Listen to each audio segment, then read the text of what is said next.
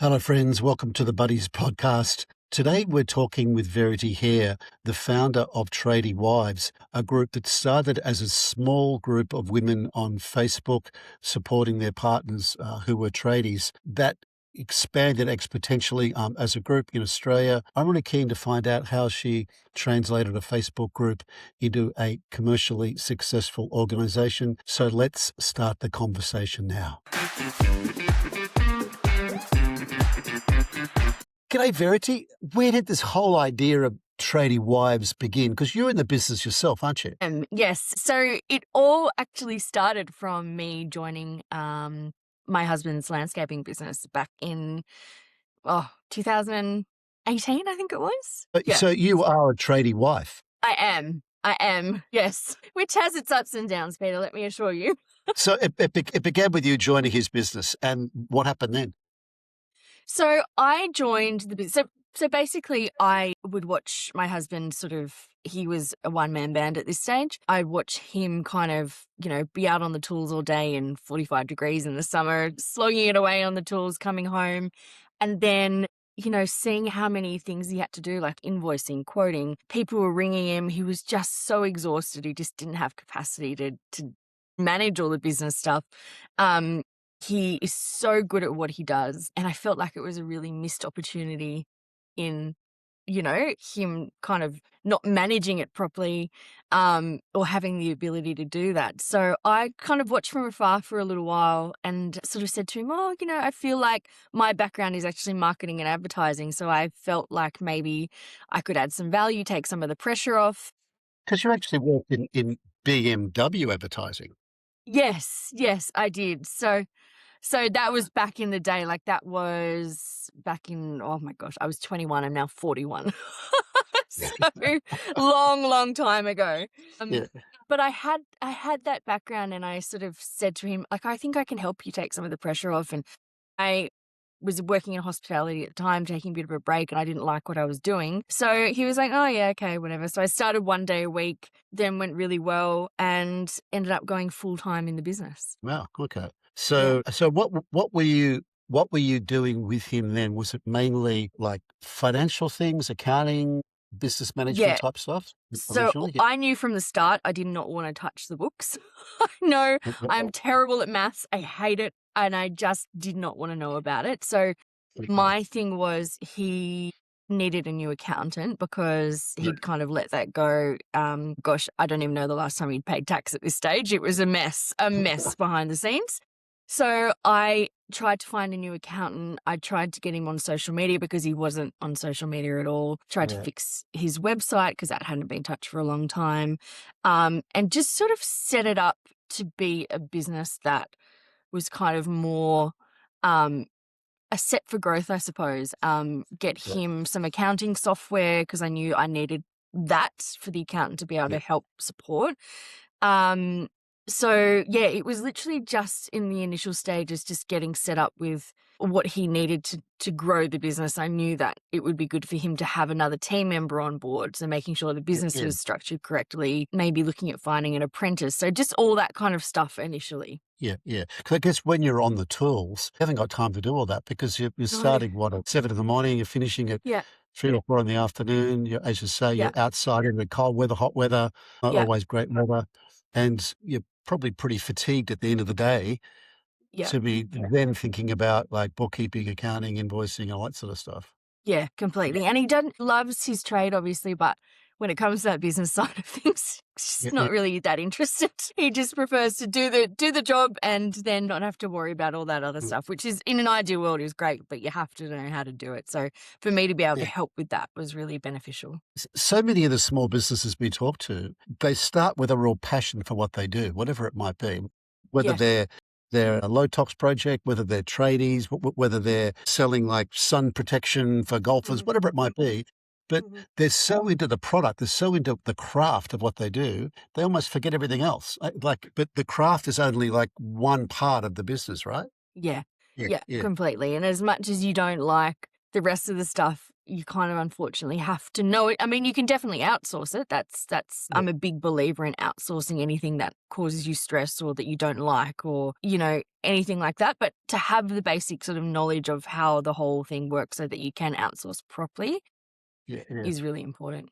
And I guess that's too, like, even for like a one-person band or a one-man band, that's also part of client service, right? Because, I mean, if they're being contacted professionally, if they're being invoiced professionally, it's all part of that brand, if you like, that client-facing brand that they're experiencing, rather Yeah. than like I get a great landscaping done, but also dealing with the business part of that is also an enjoyable process, one that I'm engaged in. Yeah. Completely, and it makes you stand out against your competition. And I think I was telling you a story, Peter, I know just before we went online that my dad had an instance where he had I think it was an electrician that came to his house, and my dad wanted a quote for something, and Dad goes, "Oh, so it would be great if you could give me a quote." And he was like, "Yep, no problem." And he ripped a bit of cardboard off the back of his diary and wrote it on a piece of paper and said, "Here you go, here's your quote." My dad went, "Yep, I'll call you,"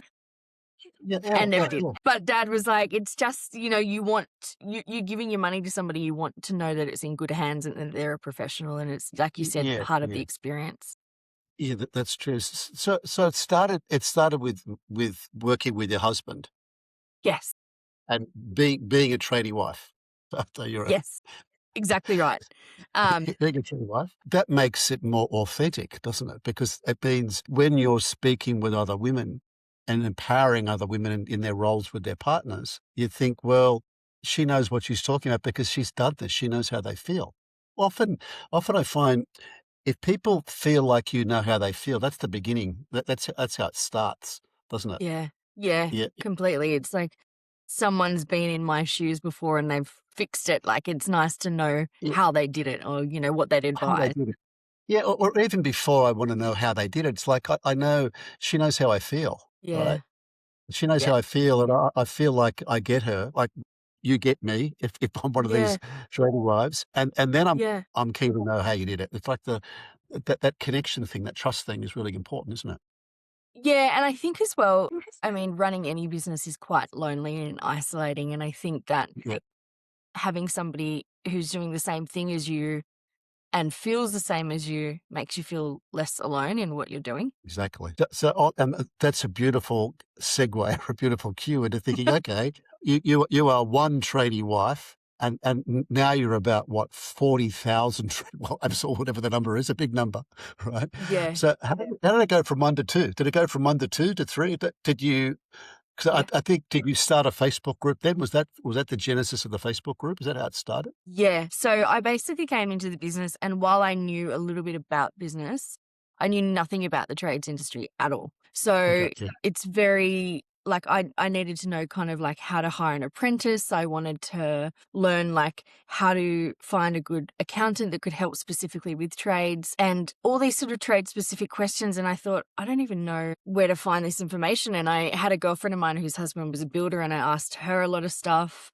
But then she sort of went on to have kids, and she, sort of stepped away from the business a little bit. And I thought, oh gosh, I really want to connect with these women. And I was in like a lot of business Facebook groups, but none really trade specific. So I thought, I wonder if I know there's women doing this role, whether they want to or not. They're kind of sometimes pushed into it Right. because they're kind of there and they will step in. Yeah, I just needed advice and support and connection. And so I started this Facebook group thinking that no one would join. When are we talking now, Verity? Like but basically what time frame are we talking about now? So you start working with your husband, Yeah. and then what about a year later or so? No, You it start. was pretty quick. Pretty quick, I realized that I needed the support. Probably, even a few weeks in, Oh, well, okay, realized okay. that I needed the support. And So you're just, searching for like trading groups, trading wife group. You're searching for yeah, help, and you are a nothing lot of the business existed. groups. A lot of them are like they're like pseudo networking groups, which I don't Yeah, really find that useful. They're trying to yeah, sell you something, right, or yeah. network you. And I've gone to a lot of these networking meetings, and the businesses have got nothing to do with what I do. So I it's not really know. that. I think it's not really a network because I would never normally talk to these people. I completely agree. I I know, 'cause completely agree. not just trying to sell to each other. I feel like I'm being sold to by all these people. I think, It's definitely ulterior motives in a lot of those groups. So I feel like I searched and searched and I couldn't find anything. So I sort of started, with the idea to create something. And I remember a girlfriend of mine saying, look, if you get 20 people that join, that's 20 people that you can bounce ideas off and ask advice. And I said to her, there's no way that 20 people are going to join this group, let me assure you. It's like, but well, she, good luck. but she's right? But, I mean, having like 20 people to ask a question of, because that 20 people will know another 20 people, and they'll all know it. Well, they'll often know each other, Yeah. right? So Yeah. it started. You got to 20 pretty quickly. Yeah, it Did got you? to 20 pretty quickly. And I even remember, I think it was like, I always remember the number. It got to 137 members. And I showed my dad and I said to him, oh, look, I've started this group. I've got 137 people. It's really active. And Dad was like, oh, I think you're onto something. And I was like, really? He goes, look how everyone's asking the same advice, like everyone has the same questions. And then very, very quickly, it grew to, like you said, now over 30,000 people. And Yeah, yeah. everyone sort of said, oh my gosh, this is just what we needed. We feel like exactly like you. Yeah, yeah, yeah. It's interesting. I mentioned to you before we started recording the conversation that this story reminds me a lot of Corrine, who started being concerned about low tox environments for her kids, because Mm. I think she was looking at the back of a nappy packet, and it hmm talked, and she's realised how much toxicity was in these nappies for her kids, Yep. and she Yep. started this low tox project, and that boomed. It's a similar thing. Like Yeah. she was not like entrepreneurial at all. It just boomed, and then Yeah. sort of business grew out of that. It wasn't like, let's start a Facebook group to sell things to the people that join it. Yep. So yours started as advice, right? Like, or Yep. connect women talking to each other and supporting each other and empowering each other. Yeah, Yeah. Completely. yeah, Yeah. yeah, Is yeah, swapping ideas and stories and what worked for them and what didn't. yeah. So if I was one of those women, I'd post a question. Anyone know a good accountant, or do you know how to like work with apprentices? A good person to talk to, blah blah, like that sort of thing. Exactly Yeah. right. What do you post on your social media? What do you pay your guys? Where do you find staff? Where do you find contracts? And so, yeah, it started just with all this generalized advice about, how to manage the business. Okay. And obviously, you're doing this for free. You're not making money out of running a No, Facebook group. no, And you were the administrator of the group, I'm imagining, I was, yes. and just you, just one Verity. Just me. Just me. Just one of you, one of you. Just me. Uh, so when did you start thinking about it, like, more commercially? Like, thinking about, "Oh, how could I commercialize this group?" Or how did that happen? How did that tipping point happen? Well, it sort of happened because I was seeing a lot of the same questions popping up all the time. How do Okay. I find a good accountant? Does anyone recommend this? Does anyone recommend this? And I had some businesses sort of infiltrating the group who'd supported the trades businesses. So whether they were accountants themselves or business coaches or whatever, and they started joining the group to help with any questions and that sort of thing. But I was finding that one, I didn't want the group to start being spammed with people just selling, because Yeah. that was taking away from what the group, the idea of a group. And then people were using people that they were connecting with and they were having bad experiences. So Ah. Yeah, yeah. I thought to myself, I really need people who I trust, who I can direct these questions to. So obviously there's a need for people who need the Tradie Wives needing professionals to support them. So I need to be able to direct them to people who I know will give them a good experience, because they were coming into the group pretty vulnerable, as you are, because you don't know, a Yeah. lot of things or whatever. So it ended up starting an online directory of the most common services that I saw being sought in the group. Okay. And yeah, we would just sort of sell directory listings and spend time Ah, vetting the businesses before we brought them on board. so it sold to providers. So if I was an accountant, I'd approach you and say, "Verity, I'd like to be on your directory for Yeah. accountants for the Yep. Tradie Wife." You would vet me Yep. to make sure that I was legit and whatever, and then I could go on the directory. Yes, exactly So right. you're basically making money. You're commercializing the people providing a service to the members. Correct. Okay, okay, Yeah. okay. So you weren't actually selling at this stage, you weren't selling directly to the members, like selling them a product or a No, no, no. no. Okay, I was just okay. facilitating a way that they could get support and making sure the support was right. And obviously, there would be a fee for those people coming on board to Okay. promote their services because we needed to vet them and make sure that they were, you Yeah, know, I get that. right. Otherwise, it's sort of you lose that thing we were talking about earlier, which is trust, Yeah. and that's so important. I mean, it's hard to get, and it's very hard to get back if you lose it. Yeah. 100%. And those relationships, as you don't know, are so important. Yeah. That Yeah. they're so Very important. much. And because you've also got this aspect of because the people like your I guess your clients, if I can use that word, are the partners of the tradies, correct? Now, are they all women? Is Tradie Wives all women? It's okay, All it's all women. women. Yeah. It's all women. So it's also there's also a relationship aspect going on here as well. So the women Mm, aren't just working with the tradie, they're actually in a relationship with the as well. So yes. it adds an extra layer of like emotion and trust and vulnerability and all those good things, all packaged up together. Yes. Not like 100%. I'm someone coming into a business and working for someone and going home. I'm actually with the person all the time, right? Yeah. Stuck with them. I- I- Yes. I'm stuck with them. Plus their commercial success. If I'm their wife, I really want the business to be successful commercially because that's going to give us a better life, right? Yeah. That's it. As well as supporting. Yeah, This is why we have on our directory, we have obviously the professional services like the accountants, the bookkeepers, web yeah. designers and whatever it is, but we also have counselors, relationship therapists, all that kind of Wow. thing as well, because we Okay. realize that it goes hand in hand. And something that I notice is when there's something not right in your relationship, then the business will suffer and the business knows. So to make Oh, sure that you guys as a team and as a couple are the best that you can be so that the business continues to thrive. yes. And I guess if the business grows, it puts less pressure on the tradie wife because she's probably doing everything apart from being on the tools. Yeah.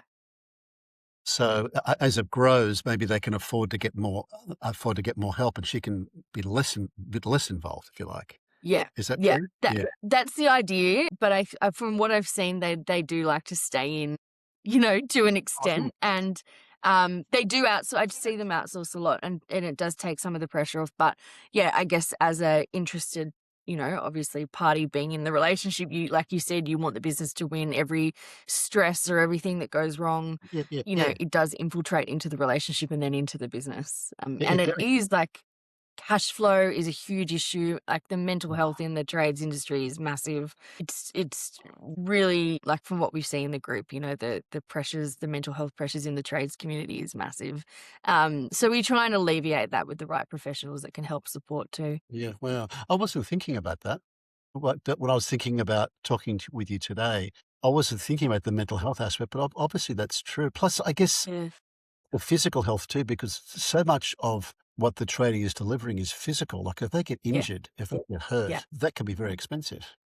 Very much. And we've seen it happen in the group where, they don't have income protection insurance or anything like that. So they get injured, they don't have the insurance, and then they're a one-man band and they can't work, they can't get an income. Yeah, exactly. Or a key relationship falls over. I mean, I got a friend of mine, and his son does a lot of like not so much landscaping, but more like land clearing and fencing and that sort of stuff. Okay. And he Yep. gets most of his work. He gets most of his work from a friend of the father who's a painter, and the painter comes around to do the house, and the painter. They ask, when they can help with the backyard, and they recommend this boy, right? Yeah. But now suddenly the painter's retired, right? He's retired. Yeah. Now he's suddenly all his leads have disappeared. Yes. I mean, that's a big business risk, right? One, but Yeah. when he told me this, I thought, wow, that is a huge risk to get all your leads from one place, Yeah, right? it is It's a huge very risk. I mean, much. it's great while you got it, but maybe build your pipeline around that as well. Yeah, as you would know. I Don't put all think your eggs in one basket. Yes. exactly. So you mentioned to me earlier too that you've got a conference coming up. Yes. Yes. You actually, it's not just all one big Facebook group that you're providing. You're sort of like a middleman, aren't you? Like Yeah. you're like the gatekeeper between here's the community and the gatekeeper to who can get access to them. They've got to pass your gate, Yeah. right, to get Yeah. in. So you're not commercializing, you're not making money out of the actual members themselves. They're not. We Are they do paying? actually. No, they're not in the free Facebook group, but we also have, so off the back of the directory, it kind of then grew into, we started a business academy. The members, so the Tradie Wives themselves, can join our membership, like our paid membership, and get access to monthly masterclasses by the professionals, like, downloadable resources. Like, you can book a call with an expert in there. So if you've got a problem with HR or whatever, you can go in and book a call with an HR expert to keep you going. We've got like online virtual coffee catch-ups to, for everyone to meet each other and have a chat and kind of, help with that isolation feeling that often happens when you're running a business on your own and you're a tradie wife and you've been thrown into this and you're sitting at home by yourselves. Yeah, so we have a paid membership as well. And then from that, we then started, everyone wanted to do in-person conferences to meet the people they've been chatting to online for so long. Oh, So okay. now we do an annual conference as well, which is really cool. And all the women get together and meet each other. That'd be pretty cool, because Yes. it's interesting. Before COVID, all the clients I would work with, I would have met them. Since COVID, many clients I've never met, and one of my most important clients, I finally met him. I knew him. I worked with him for 2 years, and for some reason, because this company runs in Australia and New Zealand, for some reason, whenever I was in Australia, he was in New Zealand, and vice versa. I finally met him after 2 years. Well, we must have like Zoomed so much, hundreds of hours of Zoom together, really great relationship. And finally meeting them it's a great feeling, isn't it? It feels and nothing beats it meeting in person, like it's such yeah. a different feeling to meet in person. And I think it's so interesting because the community was so connected that, I was watching everyone hugging each other and saying, oh my gosh, it's so nice to meet you in real life. And I've chatted to you so many times. And yeah, it was awesome. So, we're really looking to our next one, which is in February this year. So Oh, it's cool, exciting. cool. Yeah. So have you got like, did you break it down? Because I'm thinking, what, 30,000 women, what you were saying? Is it 30,000? Yeah, 30, I think 31. 31,000. So do you break them down into like smaller subsets, or are they all one No. big group? They're all Just one one big big group. group. I thought about it. I thought about breaking them down into areas, Yeah. but it was just too much. Too Too much complicated. work to try and manage that because it's Australia wide. So it was just too much. So I've just kept it all as one. Okay. one- So you've got I guess the providers to what I call the open Facebook group, or the free Yep. Facebook group, and then you've got a paid membership, which I guess is a different. Is that in Facebook as well, the paid membership, or is that in somewhere like Kajabi? No, we don't use Kajabi. We were using a program called LearnDash, and we've just switched over. And I can't remember the name of the place that we switched it over to. But yeah, it's external. It's not on Facebook. On Facebook, so it's more like a learning platform. Yes. I pay to join the learning platform, then I get access to like a different level of professional. I'm guessing that I get in the full group, and I can attend and more personalized support. Okay, so I can get one-on-one support. I can join maybe small work groups or workshops, courses as well. Yeah. And they might go for once. They could go for a couple of weeks, whatever the course might be. Yeah. Yeah. Oh, So okay. we have, we invite, so for example, last year we invited in a money coach, so a money mentor. So she was helping with financials. And we also invited in a counselor. So once a month, they would each do a session because we identified that the two biggest issues in the group at the time were not really understanding your finances, financial stress, and relationship stress, which I guess goes hand in hand. So we brought on those two experts to support those sort of main pain points that we're seeing. Are they all women too, Verity? Yes. They're all women. Okay. Yes. So all the experts. women, they're women. The two experts we brought on were women, but we do also have like males running the trainings as well in the paid membership. Okay. I was just wondering, are there any men? Yeah. We do. A lot of them are that run the sort of trainings. And the thing is as well is they will often, for some reason, even if they are sort of male-led businesses, they will have one of their like female marketing team come on and run it because I don't know, maybe we scare them off. I'm not sure. Yeah. No, it's interesting because I work with both female and male clients, and some females prefer talking to a male and some prefer Yeah. talking to a female. And Yeah. that's fine, and that's not it's a preference. I was just Yeah. curious about how it played out for you Yeah. guys. Yeah. It's Yeah. interesting, isn't it? Endlessly. And you talked about the 2 biggest problems being finance and relationship, and you're absolutely right. I Mm. mean, one of the things I've spoken to my daughters about when they were younger, and that they're very much in this track now, is that money isn't everything, but it solves almost any problem you're gonna have. Yeah. Yeah. There are other things more important than money, but you've Yeah. really gotta get that money sorted out. You've really gotta Completely. have that really well sorted Yeah. to them for their own lives. And Yeah. if they're getting in relationships, to make sure, and it's a committed relationship, to make sure there's a commercial aspect, like where you're on the same page financially. And I guess if you're 100%. in a relationship and you're in a business together, that would even be more important, wouldn't it? I'm imagining. Yeah. Yeah, and Yeah, I yeah, think that's what we try and teach as well, is that, like, financial literacy and, um, because I've seen in the group where, uh, they've been in a relationship, they run a business together, things have gone south, and the wife has left the business and been left with nothing and no real, way to. I mean, they do have ways to earn money, but all their experience is within that business, and then the relationship ends and it goes sour and they're kind of left alone. And I yeah, see that quite often in the group. And so we try and teach that financial independence and, um, you know, having that separation as well if you should need it. yeah, yeah, yeah. So they're the 2 biggest issues you see, which that's I guess when I think about it, that makes sense. That makes sense. Yeah. What would number 3 be? Uh, it, We got money related money. yeah, it changes a lot, but at the moment, stuff. Staff, okay, Yeah. okay. Yeah. So What finding them, keeping them, managing them, finding them. yeah, It's a funny thing because I've watched the kind of trends happen over the years, and at the moment, it seems to be that the tradies have a lot of work, but they don't have anyone to do the jobs and help them. So they just really struggle to find people to work, and it just seems like, I don't know if it's not as many people entering the trades industry anymore, yeah, or that they kind of go straight from their training and start their own business and don't, work in other businesses anymore. But there is definitely a shortage in the trades industry. okay. Is that you mean, are they skilled, are they apprentices, or are they other skilled trade people, or Yeah, what's the anyone. They just can't find anyone to work. So a lot of the stress is that they have a lot of work, but no one to help them do it. yeah, yeah.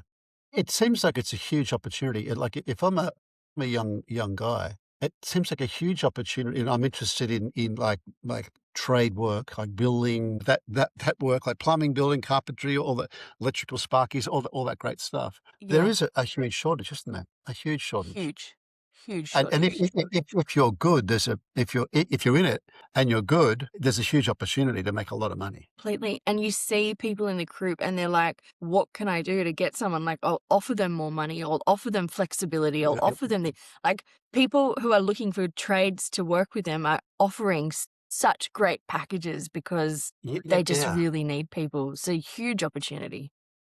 I think it's a bit of like, from what I see, is a little bit of like it's like a not a tall poppy syndrome. It's like, oh, the guys have got to go to university and do a degree and blah blah blah blah blah. And trades is sort of looked upon as like something. Oh, well, if you can't go to university, do a trade. Like you're Yeah, sort of you're like second best. You're like not yeah, you're not that smart, that good, not that smart. You're that's right. so, oh well, that's like a second choice. It's like, you know. Yeah. Do you see that too? Or is that just me seeing that? No, definitely. We definitely see that. And I think as well, we talk about like the education systems and at schools, and it's never really talked about like entering a trade as a career. You talk about going to uni and, being a doctor or being a this or being a that. But Yeah, trades was never really brought into it in terms of when they were talking about careers at school. Um, yeah, it's so looked I down on, think and the boys that leave, like, in year 10 and go to TAFE and do a trade, they're like, "Oh, he sort of dropped out." I think, well, dropouts, yeah, they're dropouts. He wants to be a mechanic, or he loves that, and he can be very, very successful and make a lot more yeah, money probably quicker than someone yeah, that's doing a medical degree, because that's gonna take him a long time to make money. right? Absolutely, absolutely.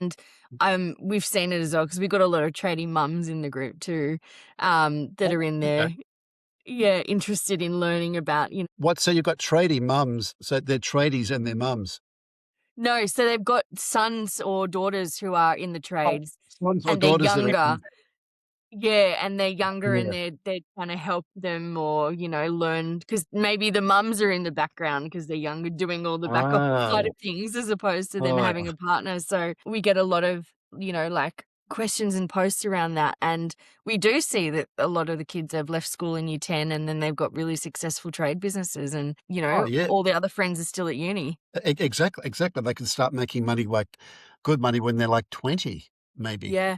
Yeah. When they're other kids. I'm like, I've got 3 daughters and 2 of them are in relationships with tradies, which is great. Now, I'm like I don't know Yeah. whether I'm a tradie dad, but I'm like a tradie father-in-law. I'm not quite sure what it would be. I don't know how that relationship works, but I'm obviously very interested in those young men doing well because if my daughters marry them, as I think they may, which would be Yeah. great, I'd be very happy if that happened. I'd like to help, like, support them in growing their business, right? Yes.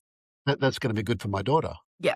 Yeah, Yeah. so it's like a lot of different stakeholders in this. Yeah. And it's interesting as well because my dad was the same with me when I started working with Craig, my husband. My dad has done a lot of business consulting as well, and he was very, very instrumental in helping me with learning the business and learning how to grow it. Yeah. Yeah, obviously he had a vested interest, but he was a huge support in growing it and learning Yeah, yeah, yeah, yeah, and and stuff. I'd be very supportive of them. Yeah. I'm not anti them at all, and I think having I mean, for my daughters, something like Tradie Wives would be if the relationships do progress, that would be very useful for them if they wanna get Yeah. involved in the business. It does it Verity, have you also got tradie wives that don't actually work in the business, that are wives of tradies? Or Yes. it's, you're not always working in the business with your partner? No, some of them just have, yeah, they're wives of tradies and they're just interested to learn about a lot of them actually are in there to learn about going down the path of starting their own business as well. So they're Okay. really interested to see what different people are doing, like if it's, I guess, worth it. So they do have an interest, I think, when they join of, is it something that my husband or partner could do on their own, at some point. Okay. So, but yeah, we do have quite a few in there as well. We've got a lot of female tradies in there too. So Okay. doing it themselves on the tools and doing the office stuff, which is cool. Yeah, I've noticed one local one, I think she calls herself the DY Plumber. Have you come Okay, across her? yeah. Have Yeah. you come across her? I don't know. She I does don't know. I haven't seen her, but She's all over social. She does a lot of social marketing of her plumbing business. oh, So much cool. so that now she's attracting a lot of endorsements, like, from,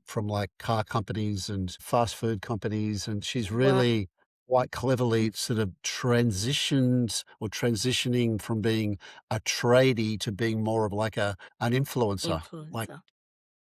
it started with, like, her doing really great content for herself around being a, female plumber. Yeah. Yeah, it's really, Yeah. really very entrepreneurial. Completely, and it is really interesting to see how many businesses, particularly the bigger businesses, wanting to support women in trades. Yeah, They yeah. really want to align themselves with showing their support for women in trades and women even on the tools and working behind the scenes as well. We've recently partnered with Westpac, which is really exciting, and having them on board wanting to kind of show their support for what we're doing is really exciting as well to sort I of I have not their I noticed that was back. support. So Sorry? ha I noticed that, I noticed a reference, I think it might have been on LinkedIn. There was, like, a reference to Westpac there. I was gonna ask you about, like, how does that mean, are Westpac providing financial services to members? Is that what they're doing? Yeah, Yeah. yeah. Okay. So I they've come on board sort of more in a sponsorship capacity, but they also have provided us with 4 personal bankers who are all women, and they Of course they are. Same all women. question.